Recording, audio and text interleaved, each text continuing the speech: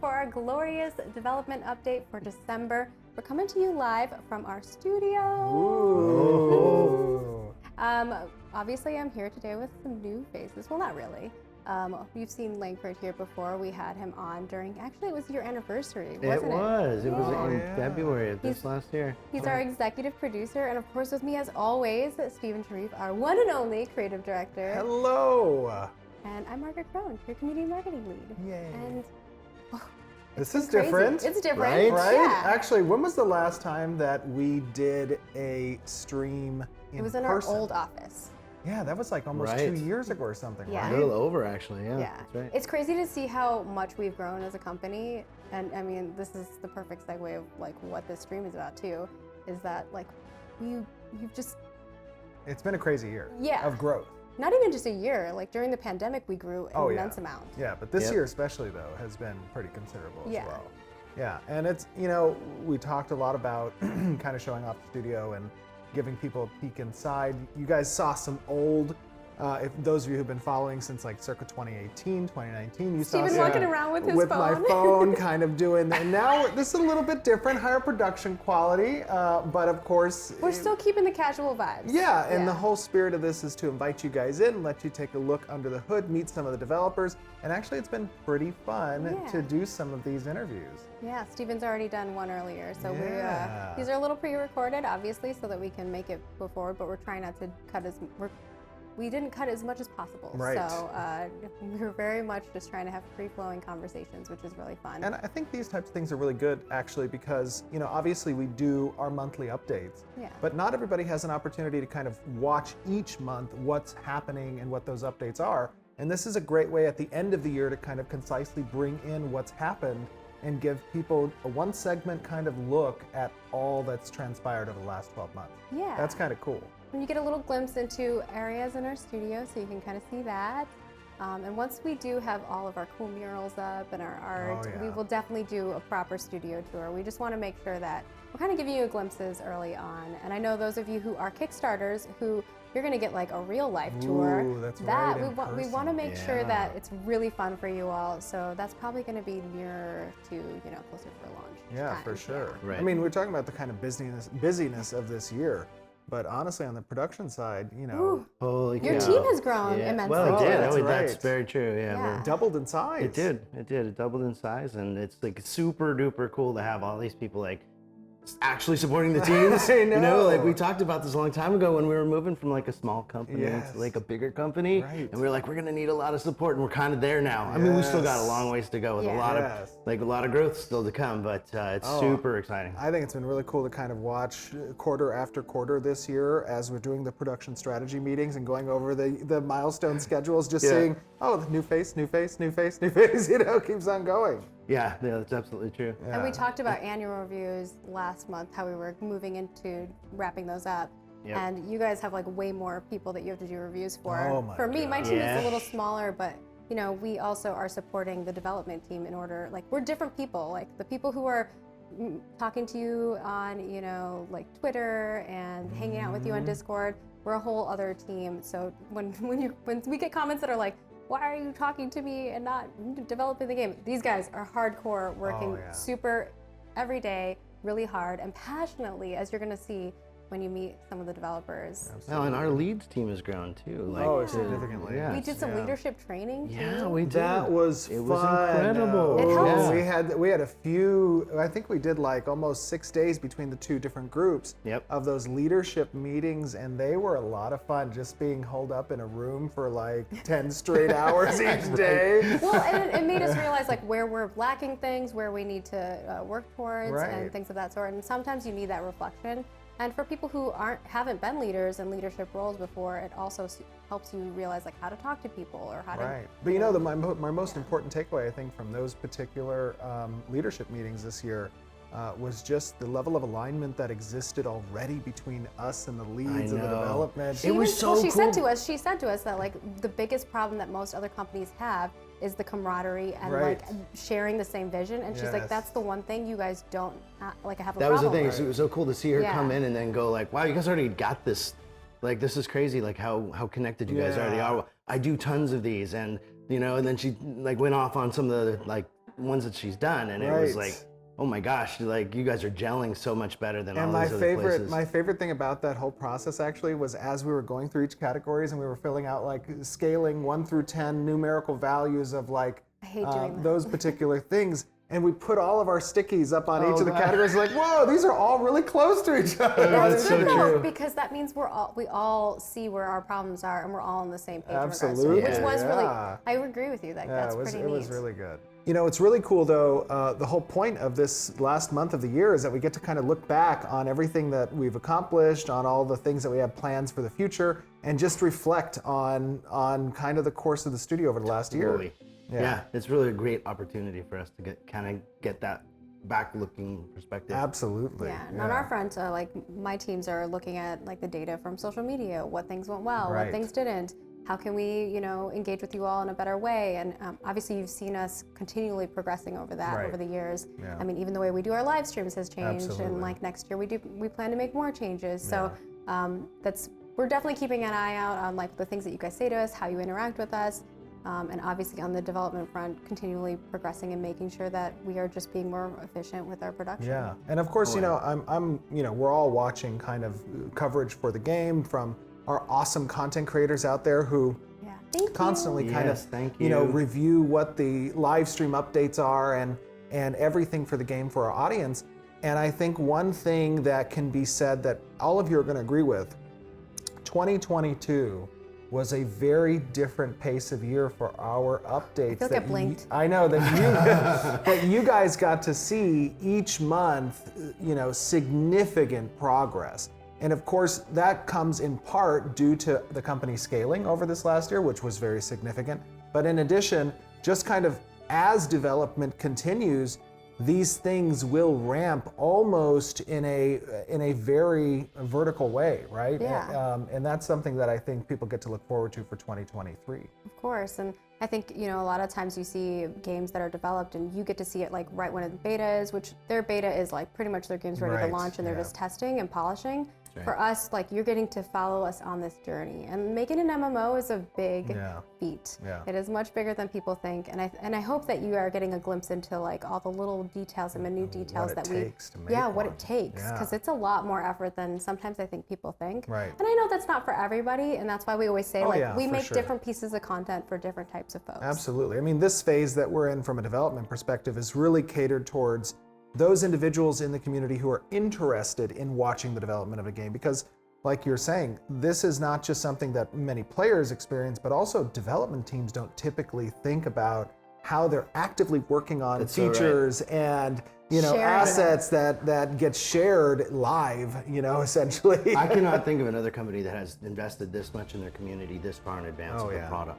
Yeah. Like we've been bringing this, going on this for 3, 4, 5 years now, building this community, and it's amazing. Yeah. So It's amazing. so I was amazing. actually in a, obviously if you watch our streams live, you get to see all the amazing fan art that people send us. And I was talking to Zach, who you're going to see in Oh, I an love interview the fan following art. this segment. Oh, I love the fan art. And I was actually saying how crazy it is that we have all this amazing fan art. And one of the walls in our hallway, actually like right near us over Yes. there, is where we're planning to do this huge corkboard where Oh, we're going to it's put so all the good. fan art.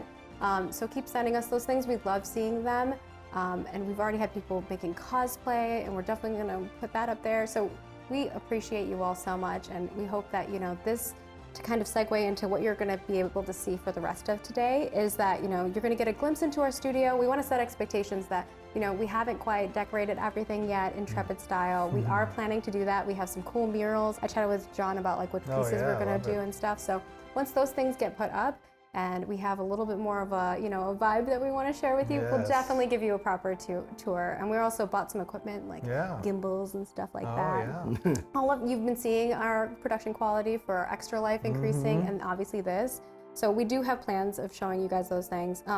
But this is going to be an opportunity for you to kind of get cozy with the developers. Get to know them a little bit more, not just about what the work that they work on, but like them as people and the kind of what they like about games.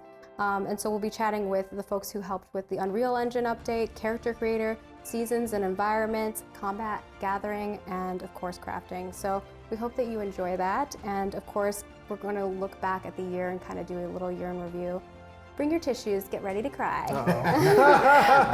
Shout out to Mike Vecchio, who also made this tree. Oh, I love the tree. Oh my gosh, the amazing. attention to detail on the little ornaments. This little guy's face for the ornament is so cool. Yeah, and he even made you one of I him. know, I love that. We little showed that troll last over- month. This guy, the little Vec down Vec, here. Yes. Oh, it looks so cool. They're really, really cute.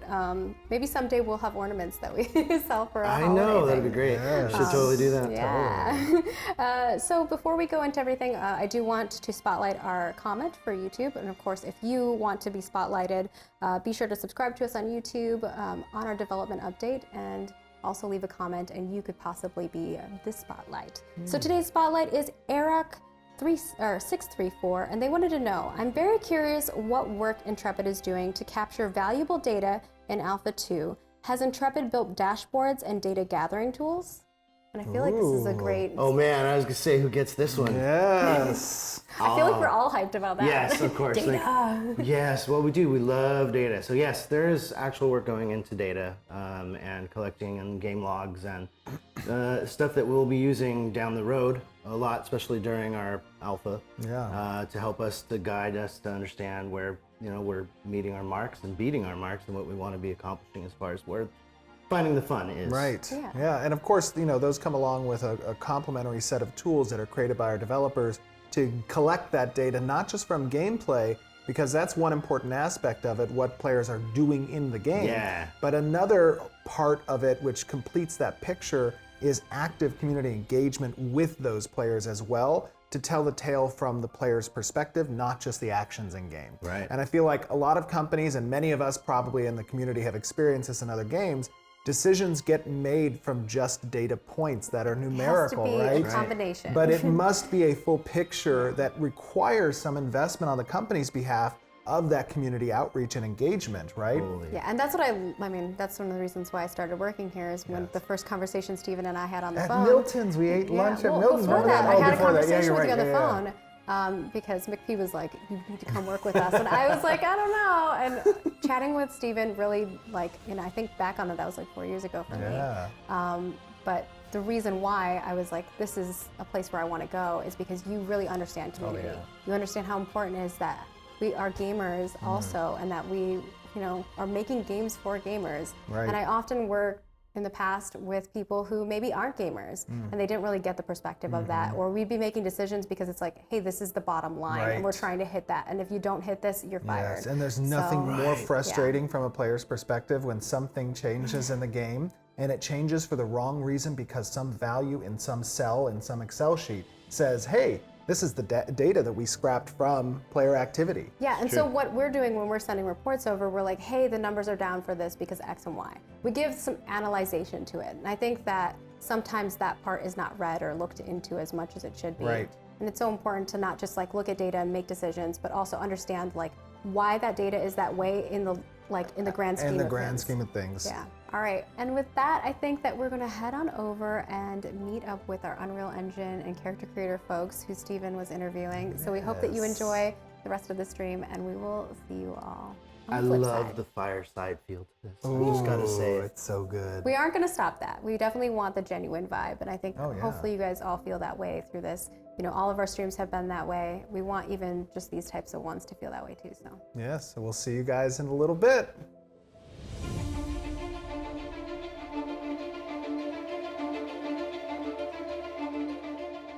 Hey guys, I am joined by three of our awesome developers. Aw. We have some of our engineers here at the studio. Why don't we take a second for you guys to introduce yourselves?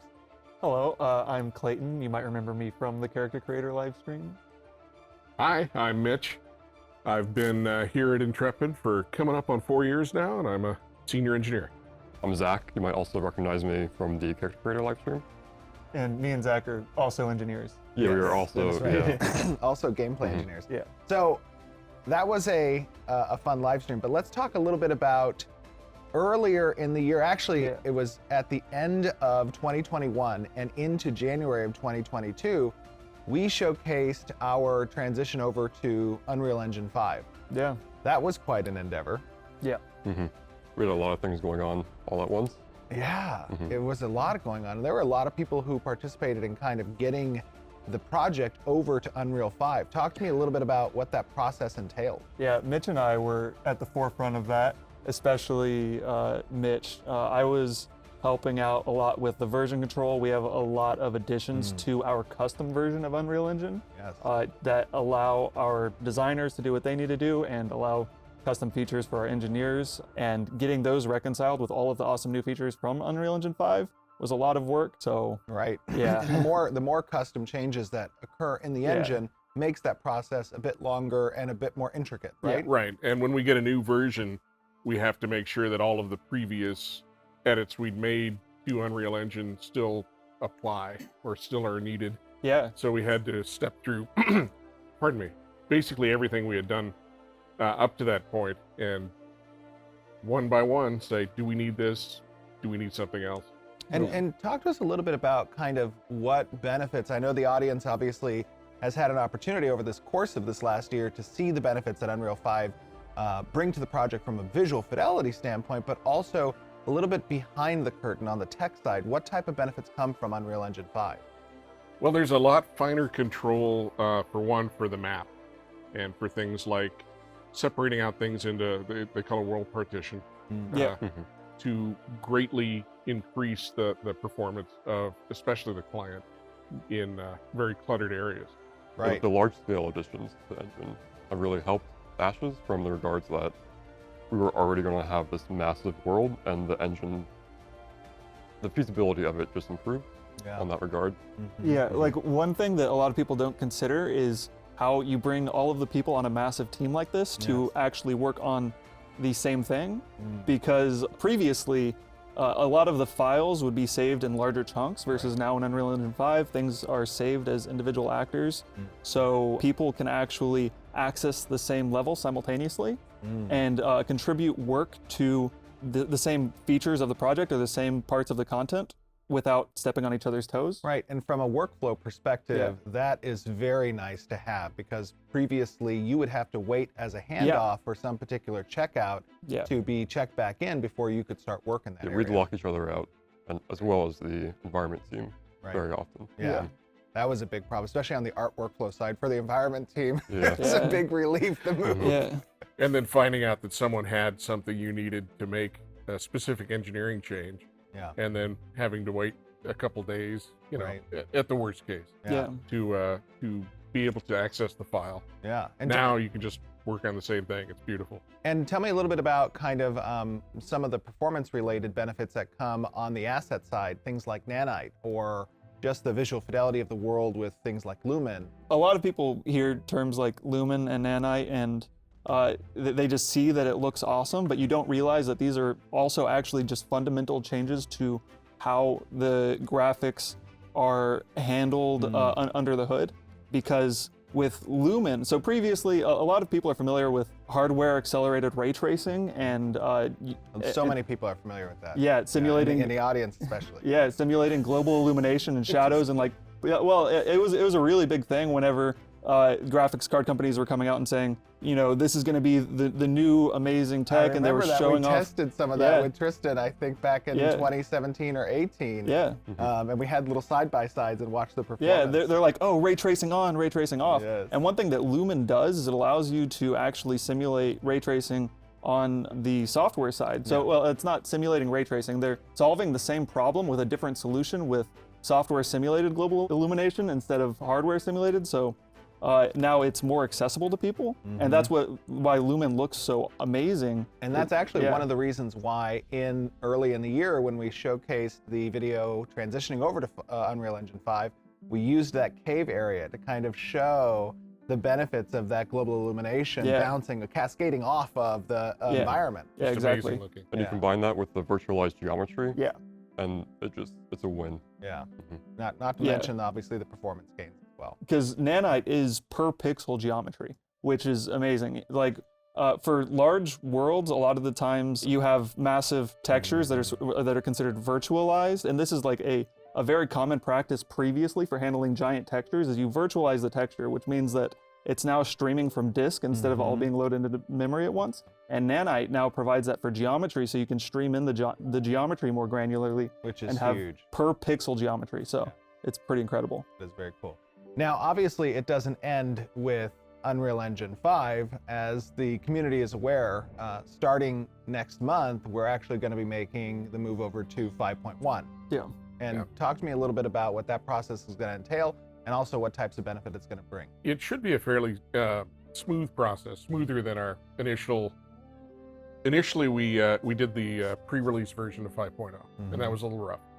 But 5.1 should be better, and we're looking forward to a lot of the performance gains, especially with things like they're partitioning the nav mesh along the same lines as the world partition. And talk to us a little bit about what partitioning nav mesh means. It means that different servers and different clients will can load partial sets of the nav mesh instead of the whole nav mesh. And the nav so mesh it's a lot less memory. And the nav mesh is essentially, for people who don't know, that is how NPCs path around the world, essentially. Correct. And that's how they know where collision is and what they can move around and how they get to a target location. Exactly. Don't walk through the tree, walk around it. Right. Absolutely.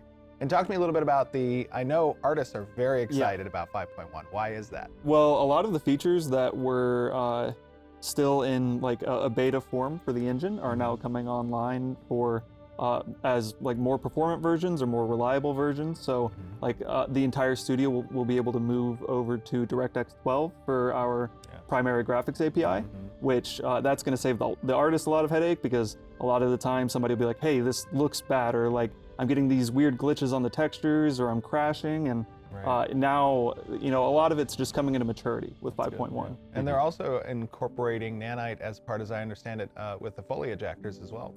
Trees. Yeah. There's some talk of that. Yeah. Yeah. That's cool. I know TechArt's a little excited about that. Yeah. Yeah, they've been waiting for it for a long time. Yeah.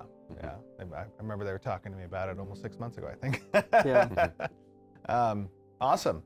So after we showcased our move to Unreal 5 earlier this year, we had a stream about our character creator. And this was something that for a long time we had been talking about, kind of our goals since 2017. What are some of the character creators that we've seen, that we've loved in other games? Talk to me a little bit about your experience as a gamer first.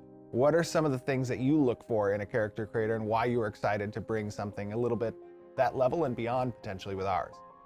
For me, it's the freedom of expression to make the character that you want to make without the limitations that sometimes seem kind of arbitrary that developers put in.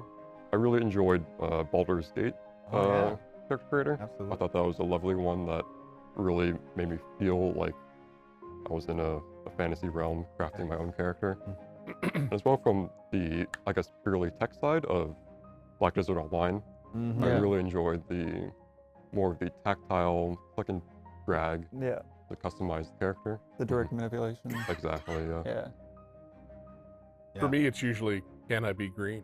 Can he be green? Yes. Oh, is he like a lizard folk or an orc? No, I'm just kidding. All of the above. All of the above. Actually, on that note, that's a great segue into one of my favorite character creator stories, which was actually Oblivion back in, I think it was 2006, Elder Scrolls.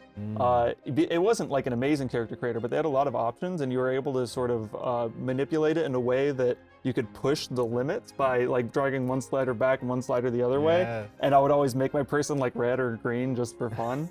And of course, we don't allow for that in our character creator. We talk about only allowing positive results or adding constraints that you can have a high degree of control while making sure that the final result is going to look good no matter what. Right. And of course, good can be somewhat subjective. Yeah, for sure. But I want to make Igor. Yes, exactly. But whatever you see yourself as in this fantasy role-playing setting, you should be able to make that in the character creator and express yourself. Well, I thought, the work that you guys did and that the artist did with bringing kind of the first iteration of Ash's character creator to life was really phenomenal. I know it got a lot of positivity and response from the community.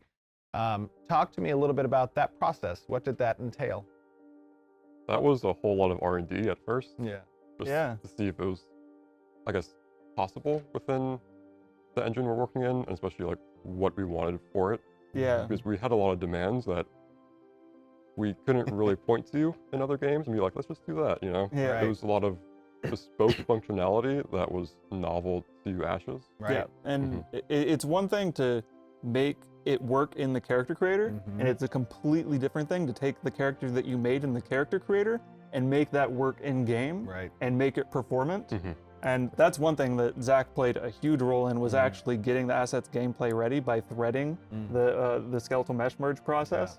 That was pretty awesome. Yeah. It wouldn't really be possible unless we did a lot of heavy tech in the backgrounds Yeah. to make it feasible. Very cool. And then another aspect, obviously, is the tech you guys worked on doesn't just facilitate the front-facing character creator for the player, but it's also something that can be utilized internally as a tool when creating NPCs, correct? Yeah.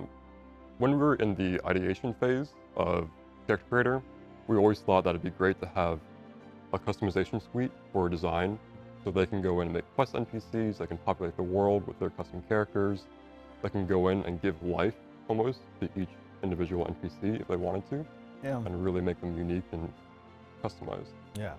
Yeah. And designers, of course, love having that tool available to them, they right? Because love they it. don't have to go and make specific requests necessarily to character on a particular type of NPC. They can just jump into the tool itself and create those things. And of course, that technology isn't just restricted to humanoid type NPCs, but also can be able to leverage across creature creators as well, potentially. Is that true? Big plans for that. Yeah, that one's it's still very much in the oven, but yeah, we want to leverage a lot of the technology that we made for the character creator for things like animal husbandry and for populating the world with unique variations of creatures as well. Yeah, absolutely. Yeah, we're going working to towards that. leverage that tech as much as possible. Yeah, exactly. Get the most out of it. Yeah, in creating the character creator, that one of our biggest points of emphasis is while we're making this is thinking about how it can be reused in other parts of the project. So yeah, absolutely. As long as I can edit the size of my pug's eye. To make them really oversized. Talk to me a little bit about we obviously talked a little bit about, one of the aspects of the future uses for the character creator with creatures potentially, but what are some of the other things you're excited about to continue working on getting the character creator to a point where, it's going to be live for launch?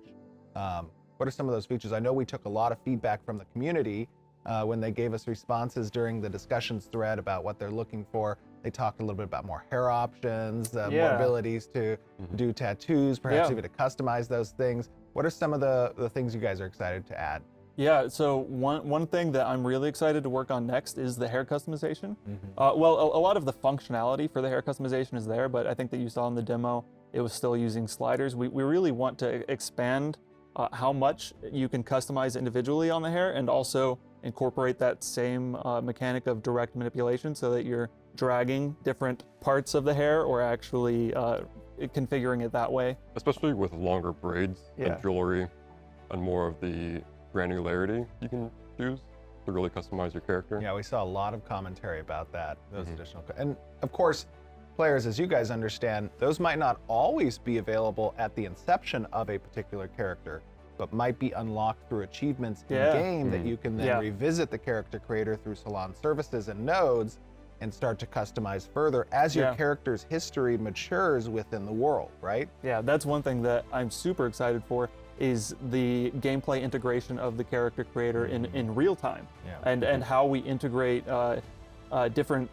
customization features and tie that into your character progression. I can't wait to see like the different scars that I can unlock from from like a deadly battle or like reputation-based tattoos. Yeah, exactly. Stuff like that. Yeah, now I've never seen that before. That's cool.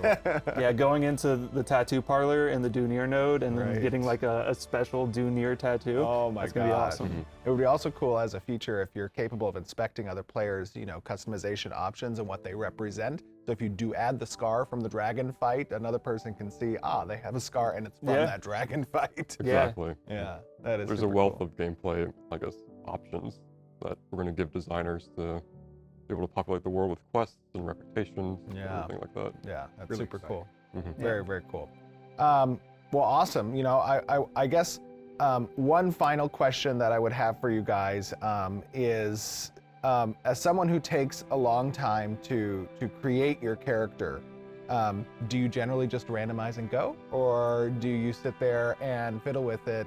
I know that in an MMO setting, sometimes when you're making that character, and obviously this is a service we've talked about offering, is prior to launch, players will be able to access the character creator and prep for that launch time, because you want to get into the server as quickly as possible. You don't want to lose any time, right, in trying to progress. But do you guys like to fiddle with the character creator, spend a long time doing it, customizing everything, or do you just randomize and go?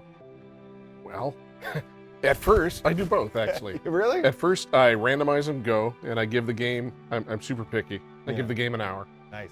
And if I'm not captured in an hour, Right. I get a refund. Yes. And then A lot of people do that. then I spend 2 hours in the character creator making my real character.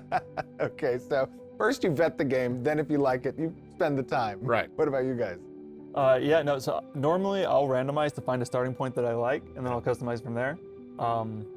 Normally I don't actually put a lot of time into the character creators. Really? Yeah. Oh my gosh, the sacrilege. No, I'm just kidding.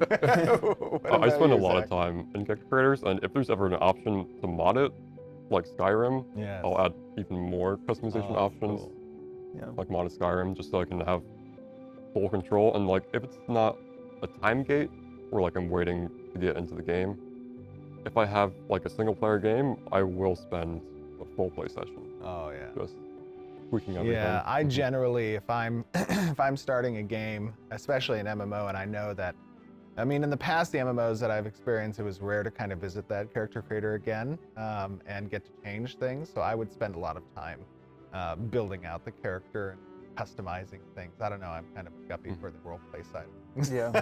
One of the nice things that Clayton did was he worked on a really nice randomization feature. Oh yeah, And absolutely.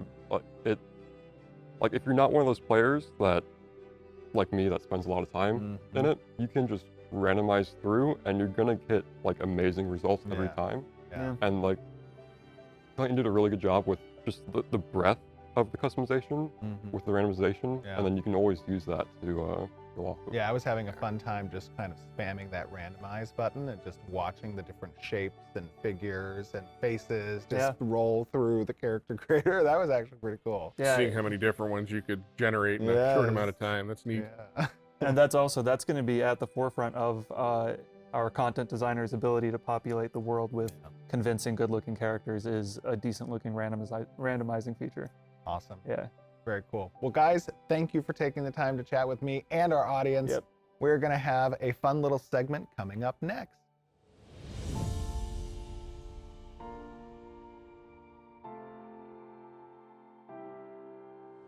And welcome over into the environment and season side. I am joined by three absolutely awesome members of the team. Tristan, you want to introduce yourself? I'm Tristan Snodgrass. I'm the lead environment artist here at Intrepid Studios. Absolutely. We also have, Brian Gans, lead tech artist. and of course, the amazing, I'm Kat Neri, and I am the audio lead at Intrepid. yay! So, we actually pulled off some fun feats this year in showcasing to the community some pretty exciting stuff, one of which was the Seasons Showcase. And we did that in the Riverlands biome, is that right? Correct. That was the first biome that we actually implemented the actual tech that Brian and Hal and James actually worked on Right. all together. So. And talk to me a little bit about that tech. What did it entail? We're just touching every single component of Unreal, where a lot of things had to be harmonized, like the cloud, the volume cloud stuff, and the Yes. particle effects for the rain and the snow. I think I mentioned it in the live stream for the Right. thing. And but yeah, that's And it there's was just so many parts to it. Yeah. I mean, it was amazing to see. Like, you know, we talked about it during, of course, the demonstration that I've never personally experienced any type of tech like that in an MMORPG before, where you actually get to see the biome change in front of your eyes on a seasonal basis. Right. How difficult was that to achieve, and how much did moving over to Unreal 5, we just talked about in the previous segment, moving over to Unreal 5 help with that?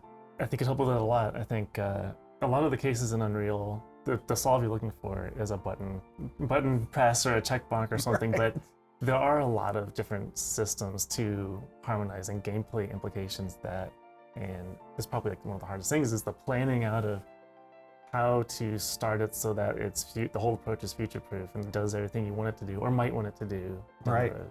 Yeah, and that of course has implications on the audio side because as an environment changes, of course, the ambience doesn't sound the same. Yep. Those tracks have to change. How was that implementing? I mean, first, doing season tech is something I wanted to do for like 20 years in the game industry. So when I got to see what the artists were doing, I was really excited to work on this. Yes.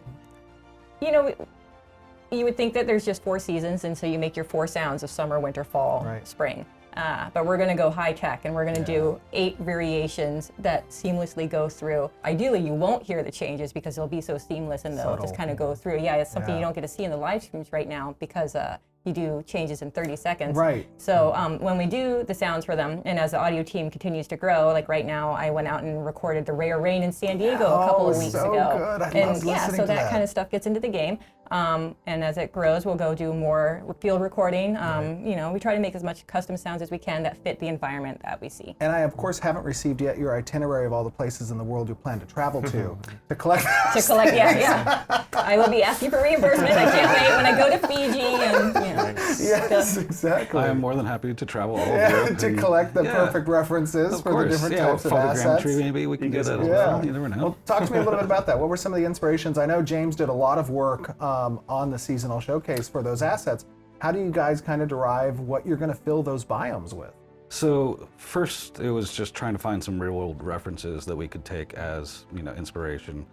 Then, of course, we do get concept images derived from that add the fantasy flair that we're going to have, right? So then, we want to do real world, but we're also doing high fantasy, kind of elements to it. So they chose Wales as essentially the biome for this, which is basically like where my family is from. So I was like, all right, we're going with this. I remember seeing your shots that you took while you were in Wales, and you were posting them all throughout the art channels, and you're like, all right, this is great for this, this is great for this. And when we need more references, I called up my mom and I was like, hey, you want to go out to the garden and take some photos? They want to know what the ground looks like during winter. I was like, well, I can get you that right now. Do you fill out any JIRA tasks for her when you ask her to do that stuff? Yes, she's still asking for her money, but that's okay. We'll figure it out. She's retired, she's okay. But yeah, so then we moved on to the desert biome after that. And so that wasn't necessarily seasonal tech implementation right there, but we had a whole bunch of stuff to kind of think about how we wanted to approach seasonal tech from a very different environment. Right, especially like the one as desolate as a desert. Right, and so how do we make that environment change over 4 biomes and make it feel like unique and interesting and different, but also not just do a traditional desert. So we'd like to make like the winters maybe slightly different that you might see in a desert. I know, we talked a little bit about that. And there's some cool stuff that we've done for things that might come down the line, but one of the things that we wanted to do was also out here in Anza Borrego, we get the desert super blooms, which is where everything turns into like this beautiful painting of color. Unbelievable. The flower blooms are just mind-blowing. Beautiful. So there's some stuff that we have been trying to make happen that is going to probably blow people's minds even more than we've already done with the Riverlands. Absolutely, and I think that people are going to be really excited to see that stuff. I think just the glimpse that we got actually at the desert area, that desert biome, there's already, I mean, just such beauty in that you did with the oasis and the tech across the rolling winds over the sand dunes. Talk to me a little bit about how you kind of accomplished the winds for the sand dunes. There's a couple of techniques. I think a lot of times the environment artists will take a stab at what they want to do, and then I'll pick it up and work it in, massage it in a little bit better with some of the systems that are in there already. Make it a little more functional than what an artist might do. And performant. Perform as well. But yeah, they know, they have an idea what they want in their eye, and I'm just like, okay, I get it, and let's kind of use that in a particle effect to do that as well, and it's kind of like use a different system, but in the same way that they're envisioning. I try to cover like all the different things Unreal can do, like the grass and the foliage and the virtual textures and everything, and there's a lot of ways to do things, but there's often the best way to do something, and it's kind of like put that in there. Like the heat distortion was done one way. It's just, let's put that in the particle system. And they all kind of layer on top of each other, these different systems that you're utilizing. Yeah, if you take one out, then the whole scene just kind of falls apart.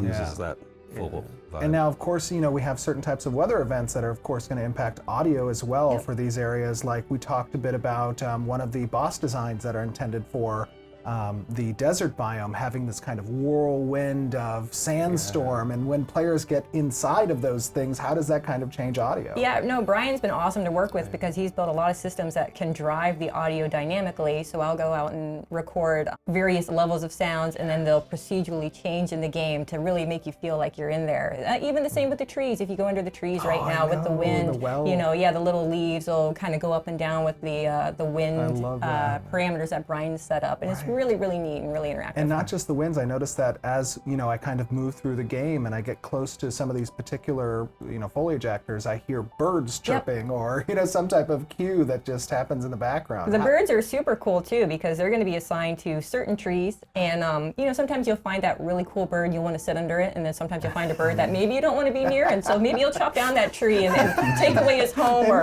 move away. That's terrible. But it's going to be really cool. That is actually very genius. I noticed also, as we were kind of showcasing some of the Ranger footage that design and the combat engineers have been working on, there was that almost pollen-like fog that was just throughout the level that created that almost morning dust look in that area. Yeah, one of our newer artists, John Waynick, has actually been implementing a lot of those kind of features to get, that's just another atmospheric element that completely adds to the mood of the scene, right? And those are seasonal as well, right? Those are going to be specific, tuned to specific seasons. So, and not just seasons, but also weather in general. Yeah. So you might get a foggy morning. There's been several pretty amazing games recently that I've played that have some of these elements, and that really changes the vibe of when you're running around. One day to another is completely different. And that's a great point. We're all gamers. We all play games in our spare time. That's why we're in this industry, is because we love games. We like seeing the smiles on people's faces when we make something that excites them. How much inspiration do you draw from the games that you play?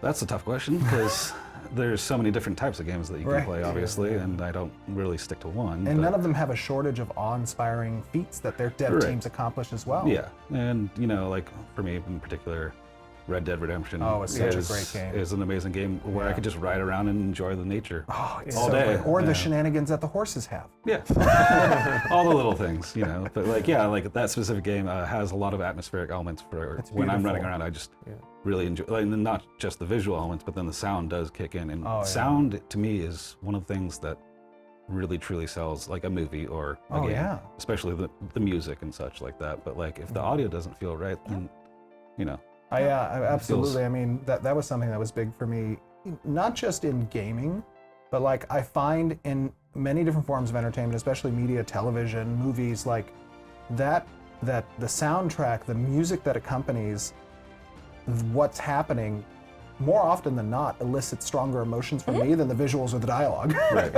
My goal for Vera Audio is you should be able to find a nice little safe place to sit down and leave it on in the background as a nice ambient audio generator, and you can go work on your thesis or whatever else you're working on, or just nice little go to bed to it. And I want you to feel like you're always in there. That's what 10-hour loops of Vera. That's what I'm. Yes, remember we used to talk about that so long ago. We'll do that. We should totally throw up a YouTube loop that people can just leave on. Oh, that would be a great idea. That's one way to fall asleep. Yeah, absolutely.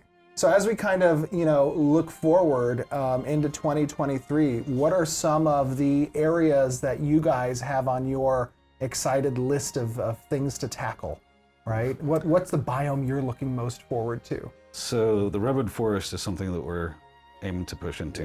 We've already kind of started pushing into it slowly, but, just being surrounded by giant massive trees that just don't seem to be making any sense of why they exist. When you're walking through a redwood forest in real life, up in Northern California, it's awe-inspiring, and there's a lot of cool seasonal stuff that we can do with that. So that's my. Yeah, I was talking to Design a little bit about group gameplay dynamics when we instituted the gathering tech. And having specific assets that require multiple players in order to actually chop down a particular tree. Yeah, I don't think you can really take down a redwood with a simple one person in an axe. 6 swings, we're good. We'll see how that plays out. That's going to be an interesting feature to actually make work, because from the tech side of things, I guess we'll be talking more about that later on today, but the harvesting tech is going to play into that. Right, and it's relevant, of course, to seasons, because not just the ambience and the audio changes, but the assets that are available and spawn those change as well. And those have actual economic implications when it comes to the world economy. So yeah, that's super cool. Well, talk to me a little bit about kind of how you blend the work between setting up these zones, these biomes for the seasonal aspects, and working with design to determine which assets spawn when, how it's affected potentially by time of day, and a little bit about working with design on setting up these biomes filled with different types of gatherables, essentially, and how it's affected by seasons, right?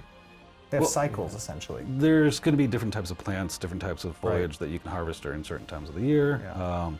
Brian, I guess you're probably going to be plugging that tech into all the harvestable assets in the sense that, you might get a certain plant in winter, but you're not going to get it during another time where weather might affect that. Right, and we saw a little bit about that, not just with the assets, but also with the creatures as well. Correct. Yeah, and what went into making the creatures kind of change, with the seasons? It actually is not as difficult as it sounds. Wait, don't say that. It's very difficult. No, I'm just very complex. We can't give away the secrets. Yeah, I can't give away the secrets. It's probably hard for the guys at Epic to put it on the engine, but we just kind of every material, every object has access to wind, direction, speed, time of year, time of day. It's up to the artist to just kind of tap into these accessible variables and say, make it this color in the summer, a different color in winter. It gets complicated when you start putting in more dynamics with we want a storm in this area, so we move across the world and it has gameplay implications, and all the clients know if they're in a storm or not, and to that whole process of working with designers on how to integrate what we can do, what they want to do. I have to have here's the ambitious goal, what everyone's talking about, but we've got a fallback just in case. I need a fallback plan. A scale of achievability. But push the really ambitious thing that's going to blow everyone's blow the socks off. Right. And we usually hit the ambitious ones, so.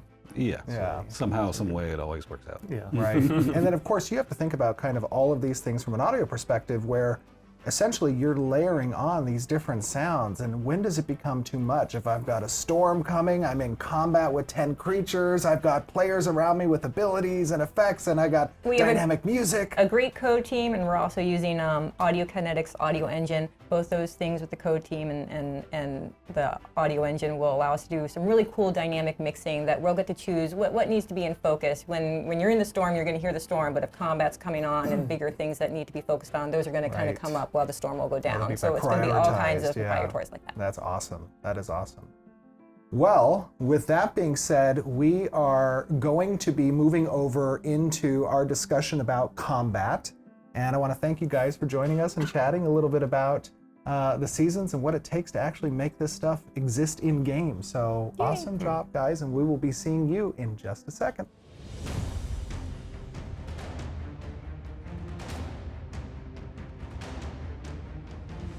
And we are back with a fun little discussion with some of our awesome developers who are involved in the development of our combat and classes and special effects, all the fun stuff that makes an MMO an MMO. First thing I want to ask is for you guys each to introduce yourselves. Start with you, Jim. I'm Jim. I am the lead effects artist. Yes. Trad?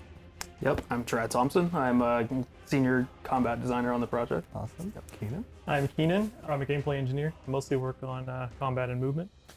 So we have shown some fun stuff this year, and I think the audience, of course, would agree that the look at Ashe's development since the start of 2022 has ramped up in a very fun and engaging way for the community to kind of take a look at how development works here. You guys all are involved in a process, of course, that is very near and dear to many players' hearts, which is the identity of their archetypes, the abilities they have access to, those classes, how they interact from a role perspective with combat in general in the game.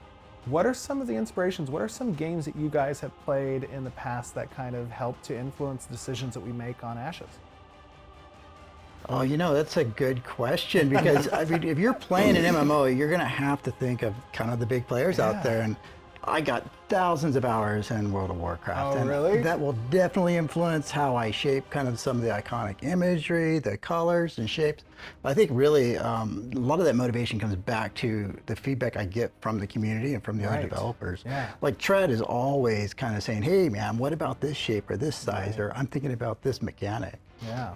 So I guess it's a circular Absolutely. thing. I mean, all of us have been experiencing MMOs. I mean, we're all MMO gamers. That's part of the question that I ask in the final interview when you come on board. And Jim, what are your favorite MMOs? The real qualifying. Yes, the qualifying question.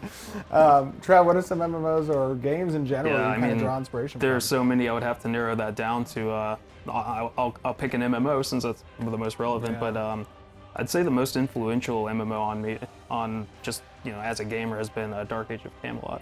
I remember actually our interview when you asked me about like my MMO experience. That was the one I chose to talk about. I loved Dayak. It was such a fun game. Yeah, that was really the game I think that really that and RuneScape. If you qualify RuneScape as an MMO, that one as well. But like Dark Age was really where I think I realized the magic of an MMO, and it really is what got me into like open world PvP, and that's what really excites me about this project, is bringing that kind of thing back. Just that really spontaneous gameplay that you run into out in the field, and you just never know what to expect. Absolutely. Yeah. What about you, Keenan? For me, I think it's probably WoW. Yeah. Specifically, the re-release of Vanilla WoW, Classic WoW. I thought that was a phenomenal experience. I actually never played in Vanilla, so when I tried. Really? So that was your first time with Classic? That was my first time with Classic, and I feel like it brought back some of the old school adventure that a lot of us have been missing. Back, the nostalgia. Yeah, we've got a group playing right now. Oh yeah, really? Yeah, hopefully we'll start back up again on Old War. Nice. Very cool. Yeah. So obviously, as our audience has kind of seen throughout the year, and they're kind of seeing now as we put little clips into this particular video. We've shown off a little bit of the Ranger, we've shown off a little bit of basic weapon attacks and melee, some of the fighter skills, we've shown off the Cleric most recently. Tell me a little bit about the process that goes into actually making these archetypes. Obviously the ability side is very important, that needs to have support from engineering and VFX and stuff, but what typically goes into, and we have a lot of classes to make, right? And we're deep within the thralls of that process, but what does it take? Yeah, I could start on that. So obviously a class has to, or an archetype has to start on paper, right? We don't, a lot of the time we'll go into prototyping and start building out stuff and see what's fun, but just about always we start on paper, on a design document. And we're talking about specific abilities when we start out on paper, right? First we actually go about establishing the class fantasy and the identity and the role within the party, right? Because that really helps to inform what those abilities then are. So that's usually the first step is, what is this archetype? What identifies it? What is the role that it's trying to accomplish? Once that is done, then we go into what you're suggesting there, where, we'll go and brainstorm a whole wide list of abilities and class mechanics. And then once we've got all those, a lot of them will get the chopping block, and some of them will make it through, some will get iterated and, kind of redesigned, reimagined. And then after that step, usually we go to you and we have a sort of review meeting, and you'll pick ones that you like, you'll pick ones you want to change. That's the second chopping block. The second shot, yeah, there you go. We try and filter it on our end as much as, but Steven makes sure it gets done one way or another. And then, once that's done, then we jump into the prototyping, right? And then it starts down the pipeline process, right? Yeah, and rapid prototyping is a really important step of the design process for combat, because we want to build and fail early, or succeed early. And we find the fun, we find what's not fun, and we can all do that within the tools that our very talented engineers provide us, and we're always working to improve that stuff.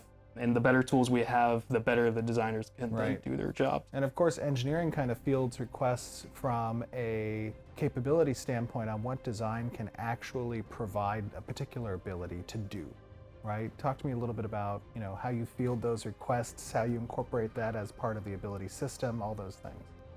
Well, we always do feasibility on any requests that we get, but our designers are really good about that, and we don't usually have too many issues there. Usually. Usually. Yeah. I like to run wild sometimes.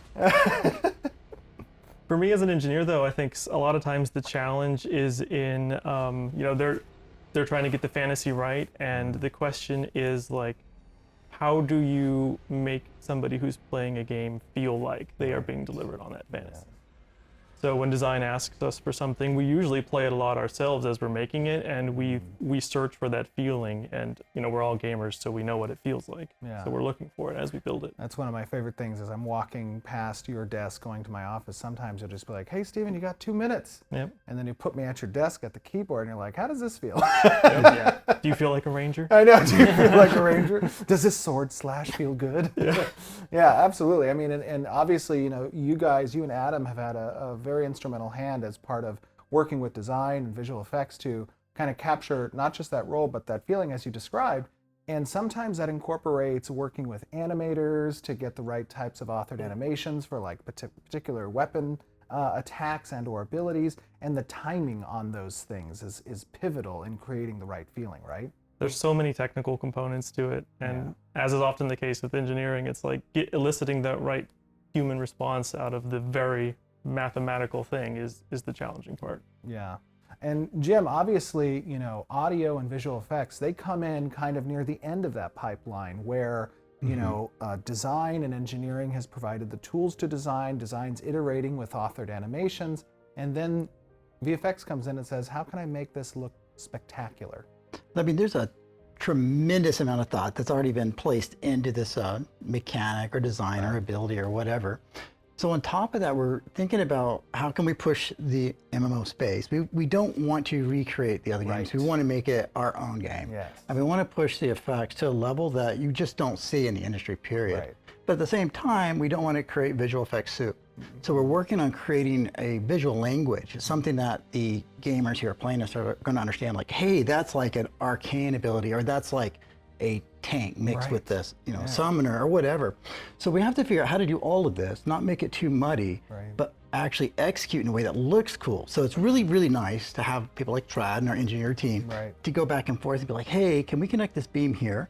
Can I parameterize it? And can we expose this to the UI guys so we can ramp it up or down to do stuff? Yeah, and you hit on a really interesting point, which is visual effects is obviously not just about creating things that are awesome, but the language that communicates in the style guide of how these effects translate to particular classes from just a silhouette perspective, shape language, or visual fidelity in the hues and colors that are used to communicate at long distances like, hey, I know what I'm going up against, especially if it's a PvP scenario, or if you see your group kind of doing something, there are visual cues for you to respond appropriately and synergistically from a rotations perspective. And that's something I know early on, we worked with each other kind of going through you and the VFX team across, what those shape languages should look like for particular types of abilities, the colors that should be associated with particular types of archetypes, the symbologies and iconography that's used as part of those particular visual effects, some of which obviously people saw in the last Cleric demonstration. But how has that been for you, kind of defining those things and creating that style guide? I mean, it's a comprehensive list. There's 64 classes, right? And how do you steer, make sure that it doesn't become that visual suit that so many people, I mean, I've played games where it does become visual suit. Yes. And especially it starts to break down every 10th player you add into the mix or every 10th, actor or NPC or whatever, right? How do we accomplish that? Oh, I love that question. So, I mean, I'm a gamer, and I think that especially in MMOs, when you get to that in-game content and you're in this huge raid where there's like 10 people or 100 people, and all of a sudden it's like you can't find your mouse cursor. You're like, if you're not hotkeyed, you're lost, right? Gosh, I know. So, but to answer your question, we're not. Instead, what we're going to do is we're going to give that to the player. So the player is going to be able to tune that experience. So we are going to create a very smart, parameterized subset of matrixed particle systems. That's a fancy way of saying that we're going to let you tune what it's like in single player versus maybe you and your buddy versus a 5-person party or a giant raid. Not only that, but let's make it to where we can change the camera shake and the post-process and the particle intensity, and then do a global one that scales all of those. And give that to the player because, I mean, really visual soup is a thing, but there's a scale that's subjective kind of to the player on how much they want to see of those things happening in a particular area.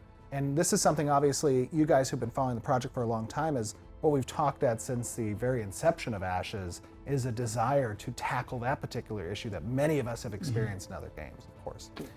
So talk to me a little bit about our 64 classes, right? And those roles, those class fantasies. You know, where do we kind of live when incorporating, you know, obviously we have an 8-member party, right? And we have 8 archetypes that are associated across our game. And people know it's kind of a matrix of 8x8 in which creating these classes, the augment system, all that type of stuff.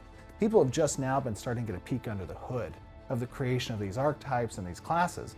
What are you most excited to kind of tackle come 2023? I know that there's a lot of stuff in the works right now and building up towards Alpha 2. Of all 64 of them. Yes, yes. Probably the Dreadnought, because that's my default character. But actually, like, I don't know that there's any particular class yet. I mean, we haven't even shown everybody all the archetypes yet. But I will say I'm pretty excited to see what the Summoner becomes. Yes. We haven't shown anything on the Summoner, and I'm not necessarily a pet class player myself, but I feel like every Summoner type class that I've seen in games, they usually fall a little bit flat, in my opinion. Maybe that's why I don't play them, right?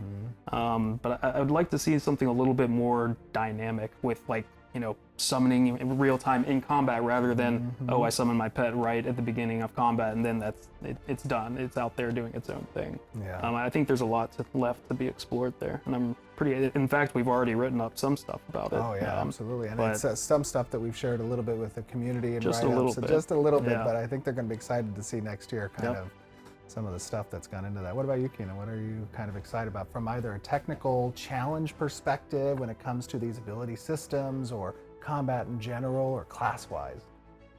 I think if you're talking about what I'm most excited to work on, I would say all of the Bard classes. Ah, okay. I think that the Bard seems to have been largely forgotten by modern gaming. So I'm excited to bring it back and show off some of the cool ideas that we have. Yes, I think next year as well, people are going to be excited to see how that class interacts from a support perspective for the party, and how it kind of lives next to but doesn't encompass the same space as the healer, which is what a lot of previous games I think that try to bring in that Bard perspective do. They just throw it on top of the healer's role. Yep. And that can be a little bit boring. There's a lot more to support than Health Bar goes right. Right, Health Bar goes right. Whack! Whack-a-mole buffs. Agreed. How about you, Jim? What about you on the visual effects side? I know you guys got a lot of fun tech working with tech art teams for supporting visual effects, not just from a class perspective, but also on the monster side, NPC encounter side as well. Oh yeah, I mean, we're gonna have so much fun. Like, monsters and boss fights are gonna be unreal because we can just dial that up and really have fun with all the actual tech that's built in the engine, the custom tech. I think from just a real technical perspective, I'm super excited about augments. I want to do the augmentations and see how these different classes interact and how we can create like the difference between a cleric and a paladin, for example. But from just a selfish point of view, all about the necromancer, man. That is going to be incredible. I don't think you're alone there, buddy. It's going to be amazing. And we showed off a little bit some of the augments. I don't know if everyone picked up on them during some of the demonstrations. There were a few abilities that had some of the augments associated with them. But next year, I think, in preparation for Alpha 2, there's going to be a lot of that stuff that players are going to get access to and kind of see.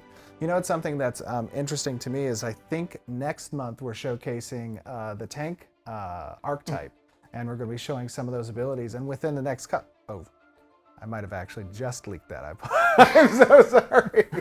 Okay, so a little leak in today's video, but within it, I know. keep going. Within the next couple months, or I think it's the next 2 to 3 months, we're also going to be talking a little bit about and showcasing one of the big raid bosses, the Cyclops.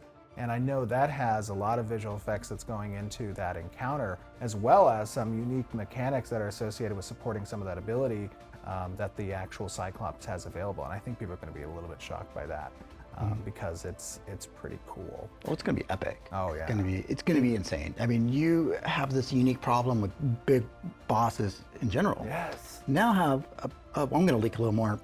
Hopefully you guys don't have to edit this out. Oh yeah, no, I'm ready. I'm scared, but I'm ready. So we're going to have this monstrous creature just going across our terrain. Yes. It's not going to be your flat arena that you see in every MMO. It's going to have different heights, altitudes, obstacles to climb on, and we got to solve for that. We don't want our effects just hanging in there. We want the mold to the terrain and do different stuff. So I think that's going to be something that I'm really excited about. It's really technical, but it's also going to be something that people are really going to dig. They're going to enjoy it. Oh, for sure. I totally agree. Every little edge case we missed is going to be scaled up 20x. Oh, yes. And that's part of the greatness of kind of showcasing. That's how we these figure it things. out. Yes, exactly. Is we get to encounter those problems as the course that we're bringing this to life.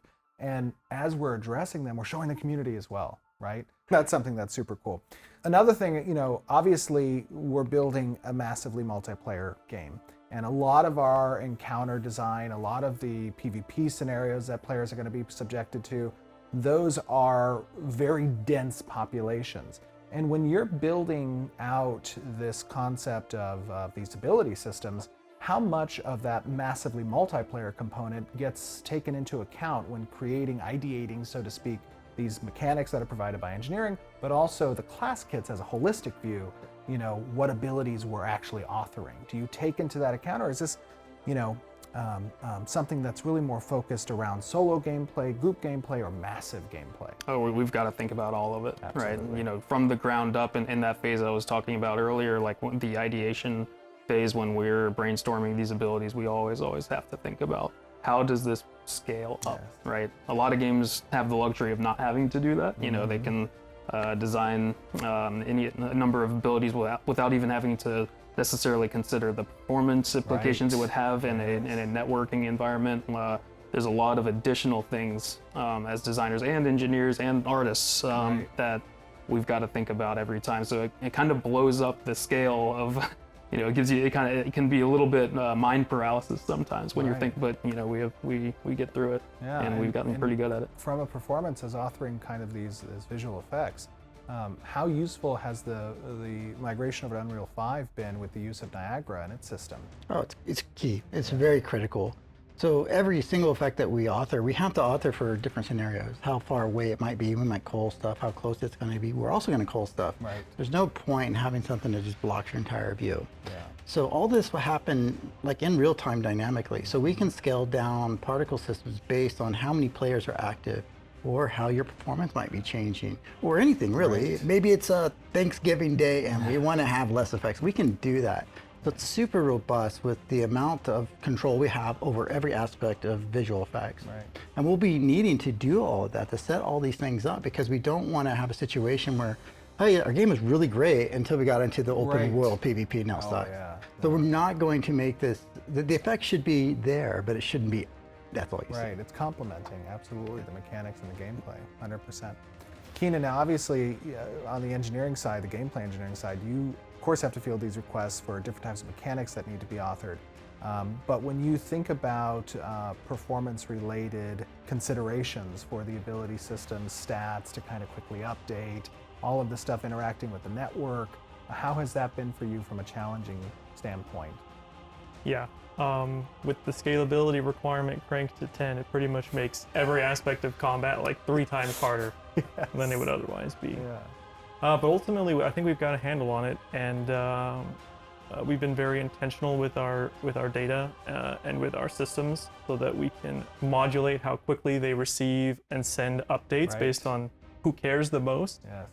And so that's going to help us with scalability a lot. Yeah, that's something that I think a lot of players kind of were noticing in Alpha 1 last year, was just the sheer density that was achieved during some of the Castle Siege fights that we had, where there were 300 plus players in a particular area. Not many people, I think, in today's age have experienced that, and experienced in a way that was performant, right? And that was something that I think is wholly unique to this project and what we're trying to achieve and accomplish, not just from the combat's perspective and these class kits that we're creating, but how they harmonize with many players in a particular area.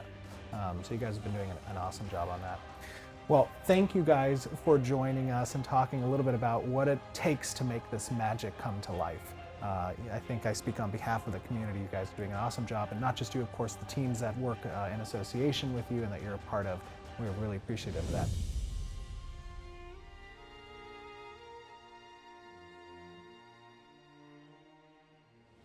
Well, welcome over to our conversation a little bit about gathering and crafting. And earlier this year, of course, we showed some of the recent work that's been done towards gathering, particularly around trees and the bushes and mining. But I'm joined today by some of the developers who worked on those things. So, little introduction, Hal. Yeah, I am Hal Anderson, and I'm an environment artist. So that means I work on things like rocks, trees, kind of anything you would just see in the environment. Everything that makes the world beautiful. And we also have Alex. Hello, I'm Alex Goudoli. I'm a senior gameplay engineer. I'm a generalist. I wear many hats. I work with animation, environment, many departments. All the things they say. Exactly. We have Corey. Hi, I'm Corey Rice. I'm a technical designer, and I usually focus on artisanship, do a little work with AI, and also our design tools. Yeah, and a lot of economy stuff too as well, yeah? Yeah. Yeah. So, obviously a lot of people saw the gathering demonstration that we showed where currently like harvesting trees and stuff we just talked about. What goes into kind of inspiring you guys around, you know, the experiences you've had in other MMOs or other games where you're out and you're gathering things and crafting? What are some of the favorite experiences you guys have had? I think for me personally, one of my favorite kind of like harvesting things that I've really loved in an MMO would be the just all the little plants you find around in Elder Scrolls Online.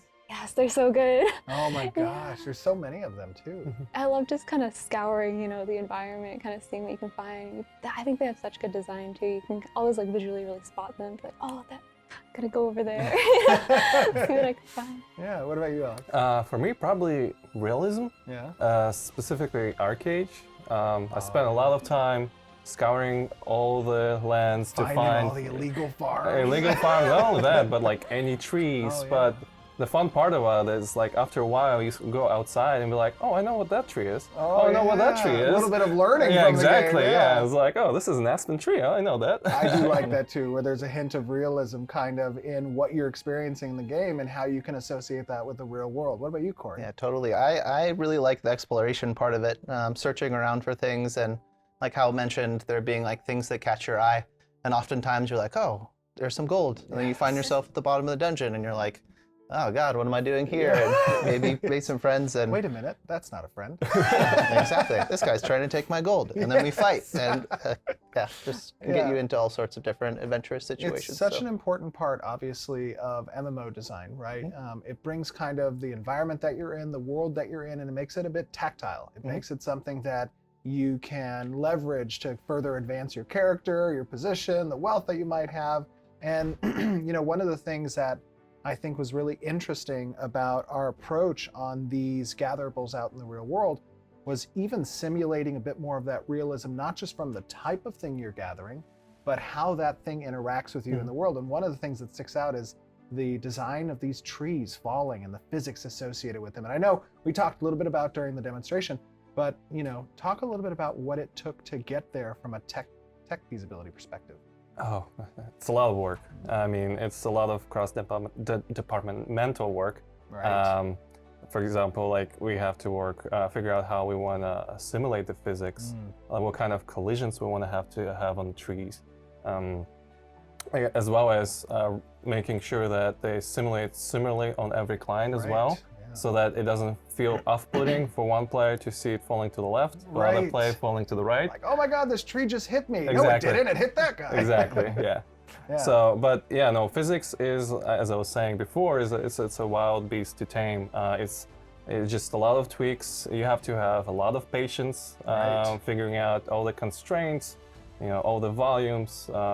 It's just hard work. And even from a performance perspective, right? We have thousands of foliage actors that might live within a particular area that's very small, maybe 1.5 by 1.5 kilometer zone, right? Yeah, exactly. And you want to make sure it's per request. So as you're chopping down, so it's not always you know, there. Otherwise, you know, our client FPS probably going to be pretty bad. Right. So we do a neat trick when you are coming up to the tree. We swapped it to skeletal mesh, and then you cut it down, and then as it starts to fall, we start simulating physics, and as it falls down, we kind of like freeze it up at the end, and it slowly like dissipates. Right.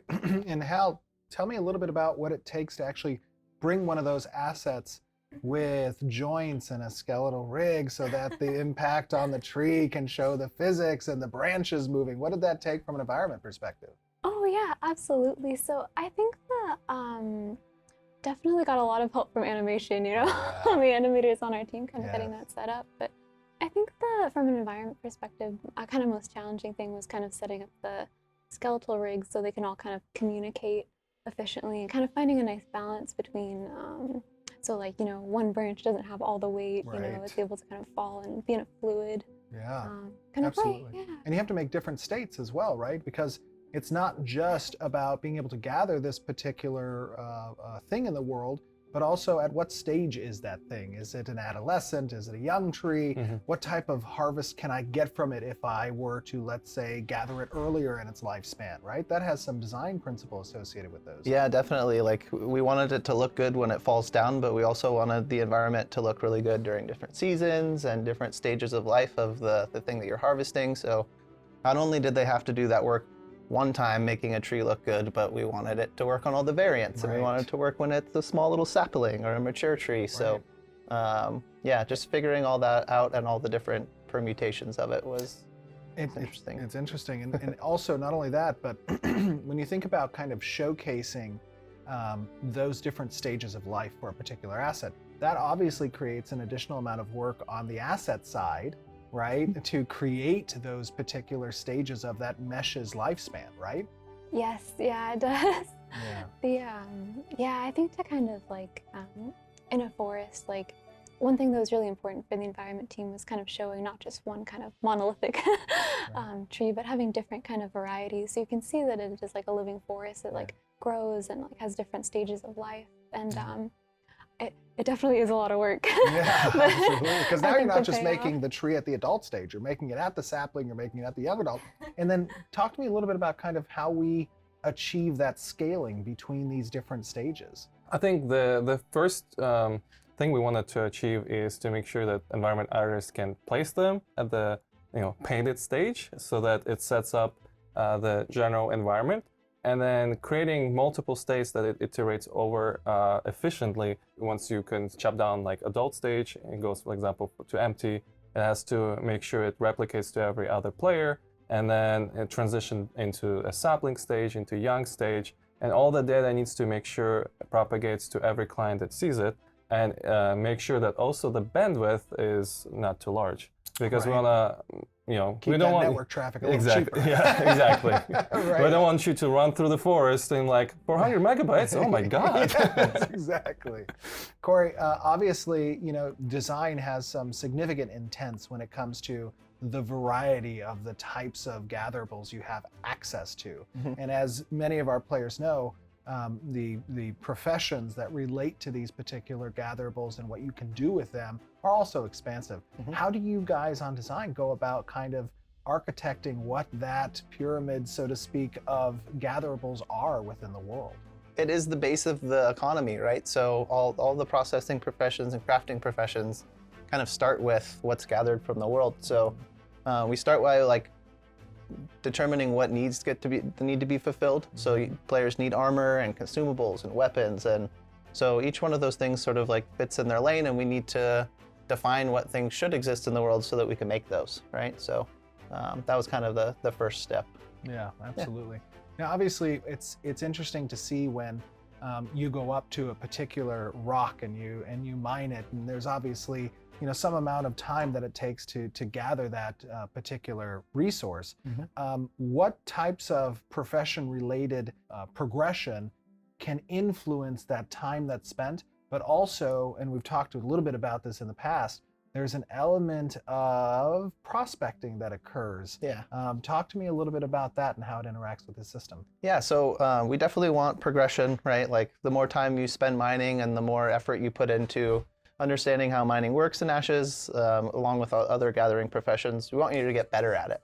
And there's different ways, right? You can get gear, you can progress in the profession, and like you said, get faster and maybe find better stuff. And one of the ways to be able to find better stuff is through surveying. And surveying is a way of kind of scanning the area, narrowing down what you're looking for. Maybe there's one recipe for a golden sword that you're trying to fill for your friend, and he wants it to be of a certain level and certain power, and so you need this specific gold ore. So, you're not looking around for any gold. You want the specific gold. So we want to give players the tools to be able to kind of find what they're looking for, and that'll be another thing that they can get better at and work with others to increase their productivity. Absolutely. And with having such an expansive list of gatherables that are available, Hal, walk us through a little bit of what that pipeline looks like. I mean, what does it take to actually make a specific type of tree or a specific plant? How does that process begin? Tell us a little bit about that. I think kind of the first step in any type of kind of asset creation like that would be kind of gathering like a reference board, kind of finding out what sort of like real life things we want to draw off of to make sure that stays kind of grounded. And then also kind of deciding sort of what kind of like a mood we want to elicit, like, is it going to be a spooky tree? Is it going to be more like, awe? Like, is it going to be magical? Do you feel like awe? And kind of establishing that so we kind of know what to go into the process. The identity of the asset. Exactly, yeah, get that mood. Right. And after that is kind of established, we would go into a program called SpeedTree normally, which kind of allows us artists to set up kind of these like almost little logic systems, like, we want trees with like branches that are approximately this size, and kind of randomize that so it has that kind of organic element that just kind of the human brain can't quite do as well. But so after we have that and we have all our geo done, we would then import into Unreal, where we would set up all of our like wind data and all of our seasonal technology. Yeah, and there's a lot that goes into that, right? Because when we talked about this in an earlier segment about seasons and how that impacts kind of all the assets that are within the world, because they all have to not just have stages of growth when they've been gathered, but they also need to reflect the season as well. So that tree might lose leaves, right? Or that plant might not even be available within a particular season. And that's something that ties into on the engineering side, which is something you have to take into account on the spawners, right? Correct. And how you're kind of bringing that up. How does that work? Well, we just need to we basically hook into the seasonal tech, and we query our service to figure out, okay, is this a winter, is this spring, is this summer? And when the tree transitions to state to another, we check, okay, is this supposed to happen during winter? Is this supposed to happen during spring? What kind of yield it's supposed to maybe give, right? And that manager doesn't just take into account necessarily all that information as well, but it also takes into account another system that we've talked a little bit about, which is land management. And that can also affect kind of spawn rate, frequency, density within a particular area, length and longevity of time to promote to different stages. Tell me a little bit about your expectations for land management as it affects things like gathering and crafting as a whole. Yeah, my expectations are that it creates cool entry points for content. Players have different expectations of the things that they want to achieve for themselves, and they extend that out to groups like their guilds or their node and whatever, right? So, you might not want to chop down every single tree outside of your node because you like using those trees for harvesting the fruit, right? And if another group of players wants to cut them down because they want wood before a siege, right? Like, those are conflicts that players will need to work out and interact with each other to solve, right? And then we can hook up into content that we create ourselves, not necessarily player to player, where maybe you cut down all the trees and you piss off a tree ant. It's a predicate, right? Yeah, exactly. So that's why we think that land management is so interesting, because it gives us a way to hook into all these different content points and do cool stuff. And so much in the world of Vera is built around this idea of players commit an action, and the action has a response from the system or from other players potentially, right? And as we were talking about how land management is just another value that can represent some predicate system in that event, or in allowing a policy. Perhaps you're a more industrious node if you constantly keep the land management at a low value, right? All of those things are just giving the tools that we get to implement around, either from a narrative perspective or from a systemic one. And that, I think, creates a very dynamic atmosphere that not a lot of players are accustomed to in the games that we play, which offer things like gathering. Typically it's a very kind of binary system. I do a thing, I get a thing. But here I do a thing, and there's a whole host of stuff that can happen as a response. Exactly. The non-binary part of it is very important, because it's not always this action equals bad, right? It is a whole slew of options of things that can happen. So even if, you think that cutting down all of the trees is going to piss off the tree ant. There might be a whole slew of positive things that happen, after you defeat the tree ant, or when the tree ant spawns and becomes someone that you can interact with in the world. So it's not always black and white whether an action is good or bad, which I think is very interesting. It is very interesting. And for example, that tree ant, many years ago, I think circa 2018, we showed a big tree ant model that Keith worked on. You remember that guy? Yep. Yeah. I don't know. Maybe we'll see him if people chop down a little too many trees. That might be interesting. Yeah. So obviously, you're all MMO gamers. We've been talking with a lot of MMO gamers here at the studio. Many of us are MMO gamers. What is the profession you're looking most forward to? Ooh. Go ahead. Ooh, oh yeah. What type of thing do you like to do from a crafting artisan perspective? Oh, I think my personal favorite would be kind of anything in line with the harvesting, gathering potions. Oh, alchemist. Okay, Alchemist, very yeah. nice. You like getting the perfect ingredients to make some type of potion that's going to come in handy during some engagement. Yeah. That's awesome. That's so. I also love alchemy, by the way. Don't tell anybody that. No. What about you, Alex? For me, probably would be whichever corners the market. Oh, there you go. Opportunist. You're Yep, an I'm economist. opportunist, There you yeah, go. yeah. So whatever is most worthwhile. Exactly, because especially with our node system, a lot of nodes gonna need a lot of materials, resources. We're gonna have to, it's just, And that actually brings up a really good point, because the way that the environment is constructed, a lot of these gatherables and ergo the craftable components of those gatherables are determined by location.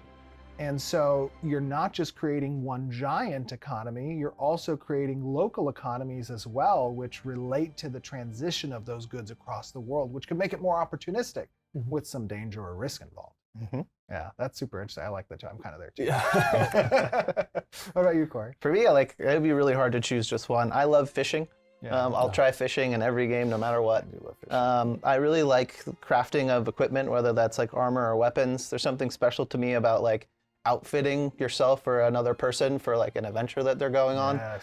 You have that interaction of what do you need? Yeah, I can make that for you. There's initial investment, and they take that thing with them, and they may trade it and sell it, and that item specifically has a story, right? It's not the same as consumables where you're blah, blah, blah, blah. You use it 100 of them a day. So, and then engineering is really interesting to me. I like little gadgets. Those usually end up being the things that break some of the rules, and you get to do special funny things. So engineering is always very, very interesting to me. Very interesting. It actually brings up something else that I was just thinking about, which is essentially that you're working on something with engineering regarding kind of a gameplay layer around crafting itself, right? Talk to me a little bit about what that is. So yeah, we're trying to put together kind of a more haptic or rooted in the world, I guess the right word is diegetic experience for making weapons. Oftentimes in other games or other MMOs I've played, there's a lot on the front end of you get stuff and you have the stuff and then you push a button and the item comes out. Right, the execution's just a button. Yeah, and all of there is skill and some gameplay to that portion, right? And I think that will also be great in Ashes, where you have to acquire all the things and there's risk and there's trade. But I also think that it's interesting to have skill involved in the actual crafting. So what we're trying to put together is a way to make weapons where it feels like you're actually making the thing. Right. And how you do in making the weapon results in what the stats of the weapon are going to be. Very cool. So that's what we're working on. And that's something that I think players are going to have an opportunity next year to kind of take a look at. And we're going to have an opportunity to collect good feedback from you around whether or not you like that element of gameplay layer associated with the crafting professions, right? I think that's going to be super cool. Well, guys, I want to thank you for having this conversation with me, and our audience, of course. They're very grateful for your contributions to making Ashes of Creation a reality, and you guys are doing a phenomenal job. So thank you very so well much. done. We are going to be moving on next to a little video that showcases this last year with our studio and the project.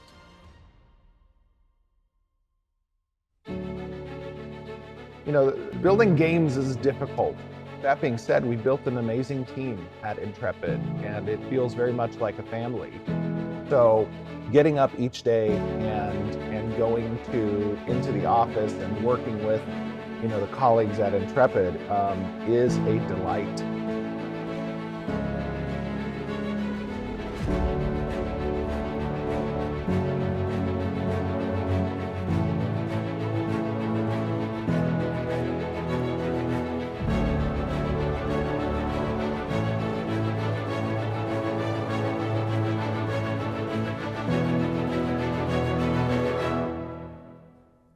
What a year it has been.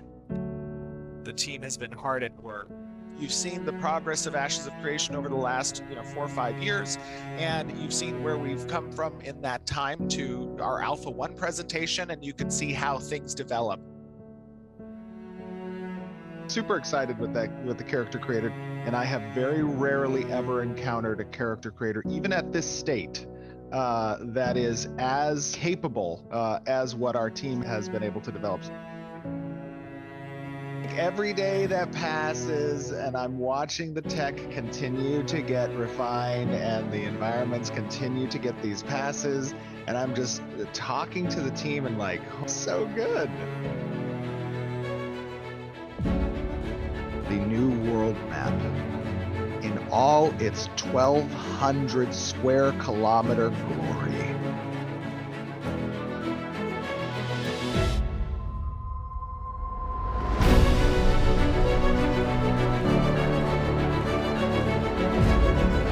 I love what the new Skybox is doing, and I mean, it's just visually great.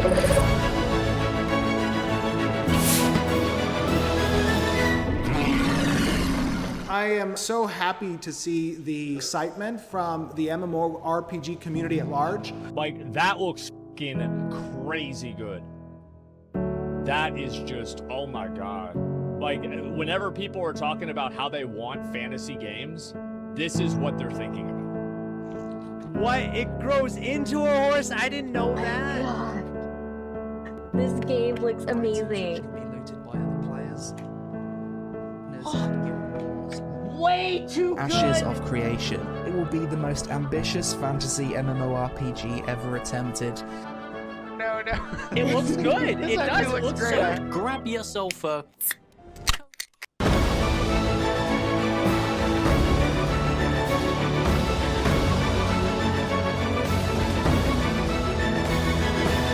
The team behind Ashes of Creation are some of the most talented developers. What we're building in Ashes of Creation is the ultimate desire of a true MMORPG passionate team.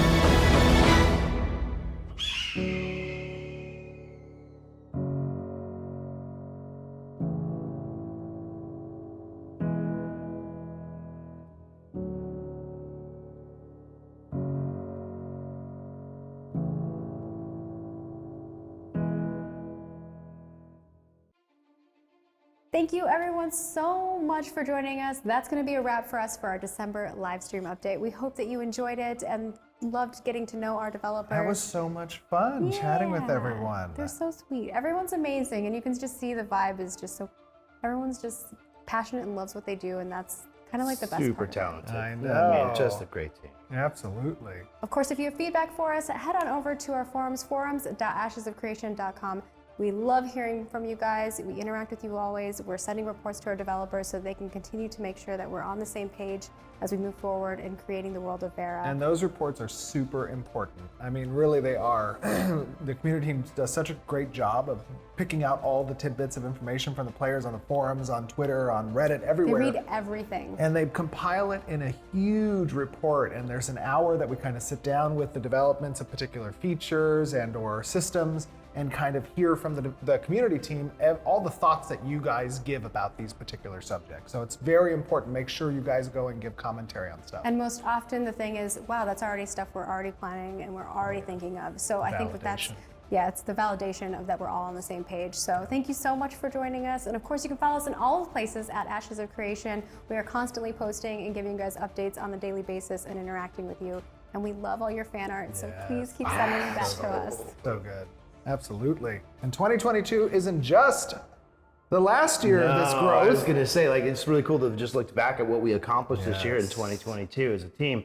The growth of the studio has been huge, but it's not done yet. No. We're still going. We're going strong into 2023. So keep that in mind, you guys. Check out our career page and come join our family. And direct others, people out there, your favorite developers, stuff Share that stuff. you've seen. Make sure to go out on Twitter and share the careers opportunities that's at Intrepid, because 2023 is going to be a huge year. Oh my gosh, yeah. I have done a big thing for Steven to put together a whole spreadsheet. The outlook and everything. It's all forward looking, so we've got a lot to come. It looks super good. And guys, you haven't seen anything yet. 2023 is going to be an unbelievable year for the studio, for the project. We have so much to show you. I know Margaret is just chomping at the bits to get in there and get all to get all this stuff and share with you guys. And honestly, I just want to comment on the fact that this development that we have, this rapport that we've built with you guys as a community, and the safety we feel in sharing works in progress with you, sharing the development along its lifespan of development with each of you out there is very important and near and dear to our hearts. So keep tuning in 2023, keep commenting, give us your feedback, give us your thoughts, give us the experiences that you guys have had in the past, because it makes the potential for Ashes of Creation to be that much more of a great game when you guys are participating in it. And that's why we do these things. That's why we invite you in. We show you what we're working on a monthly basis, because we want you guys to give us your feedback. And so we cannot thank you all enough for being a part of that in 2022. And 2023 is going to be an awesome year, and we will see you in January next month. Bye, guys.